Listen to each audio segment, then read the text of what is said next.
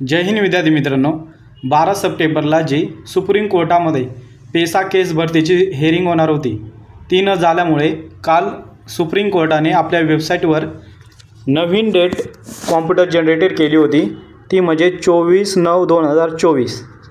परंतु शासनाने सुप्रीम कोर्टामध्ये कालच 12/9/2024ला इंटरलोकेटरी ॲप्लिकेशन सादर केल्यामुळे काल जी सुप्रीम कोर्टाच्या वेबसाईटवर नवीन डेट सुप्रीम कोर्टाने देण्यात आलेली होती 24/9/2024 ती रिवाइज करण्यात आलेली आहे आणि नवीन डेट 18/9/2024 या दिवशी सुप्रीम कोर्टाची हिअरिंग होणार आहे।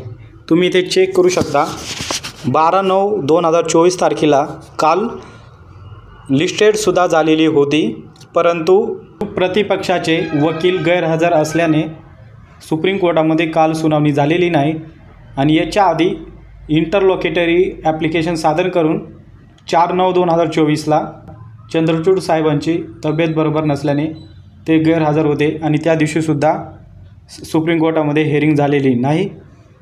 आणि तुम्ही ते चेक करू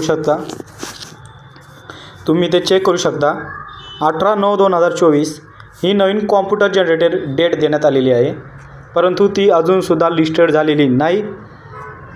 त्यामुळे ही डेट लिस्टेड व्हावी, त्यामुळे शासनाने याकडे विशेष लक्ष देण्याची गरज आहे आणि ही हिअरिंग लवकरात लवकर कशी पूर्ण होईल आणि या पेसा क्षेत्रामध्ये राहणाऱ्या विद्यार्थ्यांना कसा न्याय मिळेल याकडे शासनाने लक्ष देणे गरजेचे आहे। एक प्रकारे हे सरकार पेसा भरतीकडे विशेष लक्ष न देता वेळ काढूपणा करत आहे। त्यामुळेच 12 सप्टेंबर रोजी काल सुप्रीम कोर्टामध्ये हिअरिंग झालेली नाही। त्यानंतर माजी आमदार JP गावित साहेबांनी आज नंदुरबार या ठिकाणी एक सभासुद्धा आयोजित करण्यात आलेली होती, तुम्ही बघू शकता। 17 संवर्ग पदांची पेसा पदभरती व पेसा कायद्याची प्रभावी अंमलबजावणी या बाबतीत दिनांक 13/9/2024 म्हणजे आजच शुक्रवार रोजी नंदुरबार येथील RTO कार्यालयाजवळील ग्राउंडवर लोकप्रिय माजी आमदार व आदिवासी समाजाचे लढाऊ नेते डॉक्टर JP गावित यांच्या उपस्थित सभा होणार आहे। तरी पेसा भरती व्हावी व पेसा कायद्याची प्रभावी अंमलबजावणी व्हावी असे वाटणाऱ्या प्रत्येक समाज बांधवांनी मोठ्या संख्येने उपस्थित राहावे, समस्त आदिवासी समाज नंदुरबार यांच्या वतीने आवाहनसुद्धा करण्यात आले होते आणि आज ही बैठकसुद्धा झालेली आहे, तुम्ही बघू शकता। आणि मुख्यमंत्री एकनाथ शिंदे यांनी जी 29 ऑगस्टला सह्याद्री अतिथीगृह मुंबई या ठिकाणी बैठक झाली, त्यानंतर 15 सप्टेंबरपर्यंत आश्वासनसुद्धा त्यांनी देण्यात आलेले आहे, परंतु कोणत्याही भरतीमध्ये शासन हालचाली करताना दिसलेले नाही।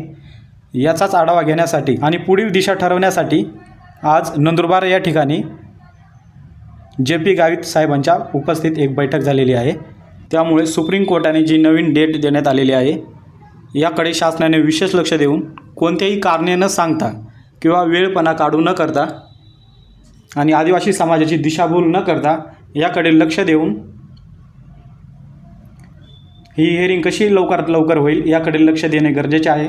नाहीतर येणाऱ्या विधानसभा निवडणुकीत आदिवासी समाज या सर्कलला त्यांची जागा दाखवल्याशिवाय राहणार नाही।